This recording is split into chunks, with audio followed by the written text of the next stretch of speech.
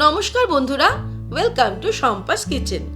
এবছর গ্রীষ্মের শুরুতেই যা গরম পড়েছে তাতে সকলের প্রাণ ওষ্ঠাগত। তাই এই প্রচণ্ড গরমে সবথেকে উপকারী পেট ঠান্ডা করার রেসিপি নিয়ে আজ হাজির হয়েছি, যা সকালবেলায় খালি পেটে খেলে শরীরের জন্য খুবই উপকারী হবে। শরীরকে ঠান্ডা করবে, এমনকি ওজন কমাতেও দারুণভাবে হেল্প করবে। তাহলে চলুন শুরু করি। সবার প্রথমে একটা বাটি নিয়ে নেব, তার মধ্যে নিয়ে নেব কতিলা। 2 টিস্পুন কতিলা আমি নিয়ে নিলাম। এই কতিলা কিন্তু এক ধরনের গাছের আঠা। গরমকালে শরীরকে ঠান্ডা রাখার জন্য কতিলা খুবই উপকারী। শরীরের ভেতরের গরমটা কাটানোর জন্য সপ্তাহে 3 থেকে 4 দিন কতিলা খাওয়া খুবই উপকারী। এমনকি যাদের জন্ডিস রোগ হয় তাদের জন্য কতিলা খুবই উপকারী। কিছুটা পরিমাণে জল দিয়ে কতিলাটাকে সারা রাত্রি ভিজিয়ে রাখতে হবে। কতিলাটাকে ভিজিয়ে দিয়ে আমরা নিয়ে নেব একটা গ্লাসের মধ্যেও অর্ধেকটা জল আমি ঢেলে দেব, আর তার মধ্যে ভিজিয়ে রাখবো তাল মিছরি। কিছুটা পরিমাণ তাল মিছরি এর মধ্যে দিয়ে দিলাম।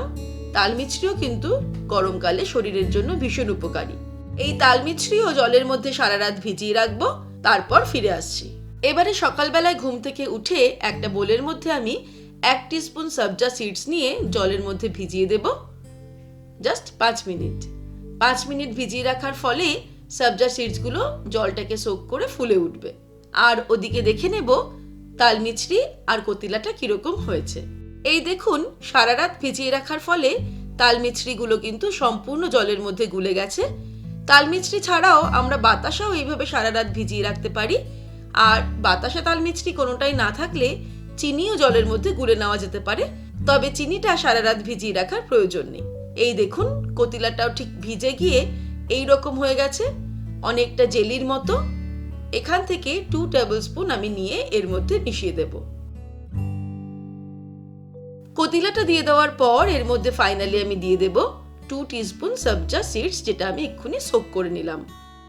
এবার একটা চামচের সাহায্যে ভালো করে মিক্স করে নিলেই এই গরমে সবথেকে উপকারী পানীয় তৈরি হয়ে যাবে, যেটা খেলে শরীর আর পেট দুটো তো ঠান্ডা হবেই, এমনকি ওজন কমাতেও সাহায্য করবে। এবারে আপনারা এই পানীয় তৈরি করে সকালবেলায় খালি পেটে খান, আর যারা জানেন না তাদেরকে শেয়ার করুন। দেখবেন সবারই খুবই উপকারে লাগবে এই পানীয়। রেসিপিটা ভালো লাগলে লাইক করতে ভুলবেন না।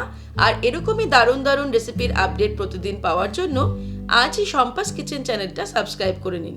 ভালো থাকবেন, সুস্থ থাকবেন। আমি আবার হাজির হব নতুন নতুন রেসিপির সঙ্গে। নমস্কার।